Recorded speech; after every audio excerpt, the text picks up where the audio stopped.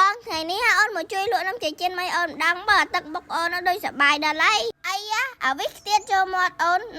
ស្នាដៃថ្មីតែអញ្ចឹងឯងបងអើយផ្លូវទៅរយមានងាយស្រួលទេណាបង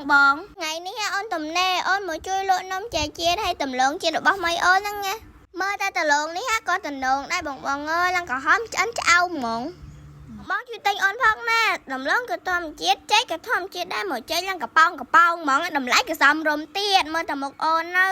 ក៏ដឹងតែឆ្ងាញ់ប៉ុណ្ណាដែរហើយអូនញ៉ាំឡើងជក់មាត់ហ្មងណាញ៉ាំរហូតដល់មិនអូនអត់យកលុយអូនណាអរគុណមិត្តភក្តិអូនដែលបានមកជួយថតនំចេកចិនមីអូនផងដែរមីអូនជាប់ធ្វើចេកអូនក៏បានជួយលក់មីអូនផងទៅអូយបងហើយមិនរមបានមួយហ្នឹងដឹងប្រហែលម៉ោងទេ